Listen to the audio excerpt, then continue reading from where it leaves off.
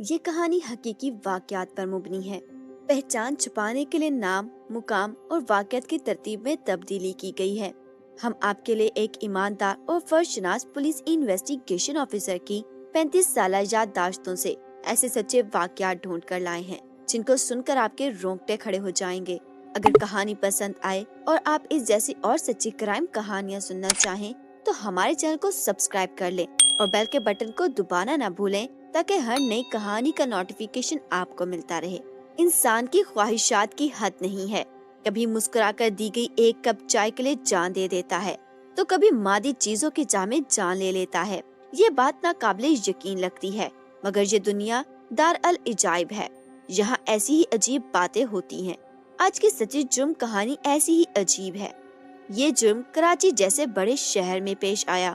وہاں کے تحقیقاتی اہلکار انچارج انسپیکٹر یاسر نے یہ جرم کہانی کچھ اس طرح سنائی۔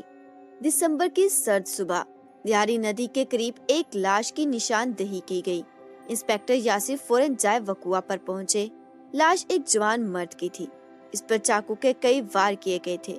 لاش کے آس پاس خون جم چکا تھا، زخموں کی حالت بتا رہی تھی کہ قتل پچھلی رات کیا گیا ہے۔ ہولی سے وہ کی مزدور ٹائپ آدمی لگتا تھا۔ لاش کی جیبیں خالی تھی اور شناخت کے لیے کوئی چیز نہیں چھوڑی گئی تھی، مگر مقتول کی خستہ حال موٹر سائیکل وہیں کھڑی تھی۔ انسپیکٹر یاسر نے شواہد اکٹھے کیے اور لاش پوسٹ مارٹم کے لیے بھجوا دی گئی۔ فنگر پرنٹ سے ڈیٹا نکلوایا گیا۔ مقتول 30 سالہ زاہد تھا، کراچی کے غریب آبادی کا رہائشی تھا۔ اس کے گھر اطلاع کی گئی۔ کچھ ہی دیر بعد مقتول کی بیوی بشرا اور چھوٹا بھائی عاصم روتے دھوتے پہنچ گئے تھے۔ عاصم نے بتایا کہ زاہد ایک بڑھئی تھا اور دہاڑی پر کام کرتا تھا۔ اس کے 2 چھوٹے بچے بھی ہیں۔ ان کے مطابق زاہد کل صبح کام پر جانے کے لیے نکلا تھا اور واپس گھر نہیں آیا تھا۔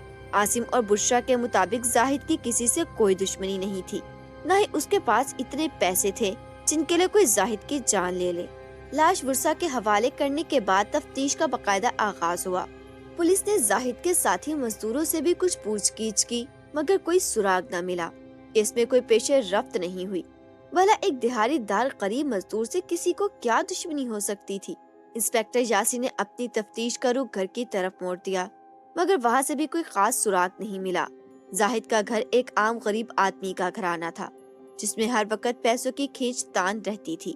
مقتول زاہد کے بھائی عاصم نے بتایا کہ زاہد کو اکثر ہی کام نہیں ملتا تھا جس کی وجہ سے گھر میں پیسوں کی تنگی رہتی تھی۔ اسی بات پر بشرا اور زاہد میں تکرار بھی ہو جاتی تھی۔ عاصم نے ایک ایسی بات بتائی جس نے انسپیکٹر یاسر کو کچھ سوچنے پر مجبور کر دیا۔ عاصم بھی ایک دہاڑی دار تھا اور دونوں بھائی روز صبح اس اسٹاپ پر جا کر بیٹھ جاتے تھے جہاں مختلف شعبوں کے کاریگر بیٹھے ہوتے تھے۔ جس کو بھی کوئی کام کروانا ہوتا تھا وہ اس اسٹاپ سے اپنا مطلوبہ کاریگر گاڑی میں بٹھا کر لے جاتا تھا۔ کچھ دن پہلے ایک لڑکی اس اسٹاپ پر آئی تھی۔ وہ سیدھی زاہد کے پاس آئی جبکہ وہاں کافی کاریگر موجود تھے، مگر ایسا لگتا تھا کہ وہ جانتی تھی کہ ان سب میں زاہد ہی بڑھئی ہے۔ وہ لڑکی زاہد کو کام کا کہہ کر اپنے ساتھ لے گئی تھی۔ اس کے بعد کئی دن تک زاہد اسٹاپ پر نہیں آیا تو عاصم اس کی خیریت پوچھنے گیا۔ زاہد نے بتایا کہ اس لڑکی کے گھر میں کافی کام ہے اور ابھی کچھ دن وہ اس گھر پر ہی کام کرے گا۔ زاہد نے اس لڑکی کے گھر کا پتہ نہیں بتایا مگر وہ کافی خوش باش نظر آ رہا تھا۔ زاہد کی بیوی بشرا نے بھی اس بات کی تصدیق کی۔ اس نے بتایا کہ زاہد کافی خوش نظر آنے لگا تھا۔ اسے گھر میں لڑنا جھگڑنا بھی کم کر دیا تھا، مگر وہ لڑکی کون تھی اور کہاں رہتی تھی اس کو معلوم نہ ہو سکا۔ کئی ماہ گزر گئے کہ اس پہ کوئی پیش رفت نہ ہوئی۔ زاہد کے گھر والوں کی طرف سے بھی پولیس پر کوئی دباؤ نہ تھا، لہذا تفتیش کی گاڑی رک سی گئی۔ تبھی ایک دن عاصم نے تھانے آ کر ایک عجیب انکشاف کیا۔ عاصم نے انسپیکٹر یاسر کو بتایا کہ اس کا مقتول بھائی زاہد ہمیشہ پیسے کی کمی کا شکار رہتا تھا۔ اس بات پر ان کے گھر میں روز جھگڑے ہوتے تھے۔ اب جبکہ زاہد اس دنیا سے جا چکا ہے تب اس کی بھاوج بشرا کے پاس پیسوں کی فراوانی نظر آنے لگی ہے۔ عاصم کو سمجھ نہیں آ رہا تھا کہ زاہد کے مرنے کے بعد بشرا کا گھر اتنے اچھے طریقے سے کیسے چل رہا ہے۔ بشرا کا میکا بھی غریب تھا، پھر اس کو اتنی رقم کہاں سے مل رہی تھی کہ جن سے وہ 2 بچوں کا خرچہ پورا کر رہی تھی اور خود پر بھی خرچ کر رہی تھی۔ انسپیکٹر یاسر اپنی لیڈی پولیس کے ساتھ بشرا کے گھر جا پہنچا۔ انسپیکٹر یاسر نے بغور بشرا کا جائزہ لیا وہ اپنے لباس اور رکھ رکھاؤ سے ایک غریب بیوہ عورت نہیں لگ رہی تھی۔ اس کے ہاتھوں میں قیمتی چوڑیاں اور گلے میں سونے کی ہلکی سی زنجیر بھی تھی۔ اس کے کپڑے بھی صاف ستھرے اور ماڈرن انداز کے تھے۔ عاصم کی سوچ درست تھی۔ انسپیکٹر یاسین نے بشرا کے کال ریکارڈز کی چھان بین شروع کی۔ بشرا کا کال ریکارڈ میں ایک نمبر بار بار سامنے آیا۔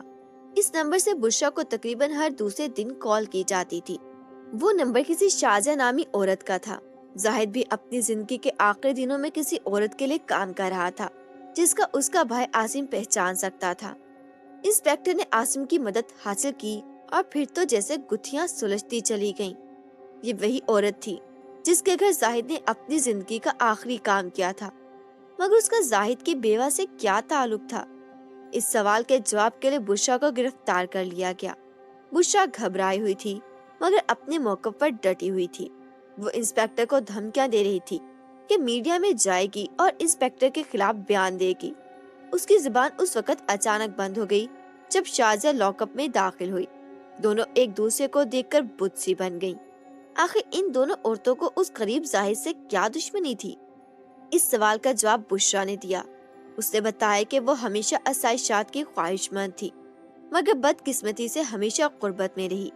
وہ ہر صورت میں غربت کی زندگی سے نکلنا چاہتی تھی اور شازیہ نے اس سلسلے میں اس کی مدد کی۔ شازیہ ایک کال گرل تھی، پیسوں کی خاطر اپنے جسم کا سودا کرتی تھی۔ اس نے بشرا کو بھی اس کام پر لگایا تھا۔ جب بشرا کو چند گھنٹوں کے کام کے بدلے ہزاروں روپے ملنے لگے تو اس کے دل سے گناہ کا احساس مٹ گیا، مگر جلدی زاہد کو اس پر شک ہو گیا۔ وہ بشرا پر روک ٹوک لگانے لگا۔ بشرا اپنی من چاہی زندگی میں مداخلت برداشت نہیں کر پائی اور اس نے شازیہ سے مدد مانگی۔ شازیہ کام کے بہانے زاہد کو اپنے گھر لے گئی جہاں اس نے زاہد کو اپنے اچھے اخلاق سے اپنی طرف راغب کر لیا۔ زاہد اپنی بیوی کی ہر وقت لڑائی جھگڑے سے عاجز تھا۔ شازیہ جب مسکرا کر اس کو چائے پیش کرتی تو زاہد کا دل خوش ہو جاتا۔ 2-4 دن میں ہی زاہد شازیہ کو پسند کرنے لگا۔ دونوں تنہائی میں وقت گزارنے لگے۔ غربت کی وہ خوشی شازیہ نے زاہد کو دی جو خوشی اس کی بیوی اسے کبھی نہ دے سکی۔ قتل کی رات شازیہ اس کو بہانے سے لیاری ندی کی طرف لے گئی۔ وہاں بشرا کے بھیجے ہوئے کرائے کے قاتل پہلے ہی موجود تھے۔ انہوں نے زاہد کو قابو کیا اور ندی کی طرف لے جا کر اس کو بے دردی سے قتل کر دیا۔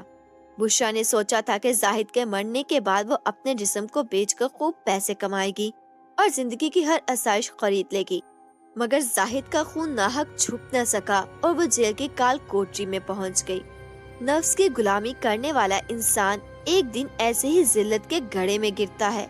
اللہ کی تقسیم پر راضی رہ کر ہم اپنے ایمان کی حفاظت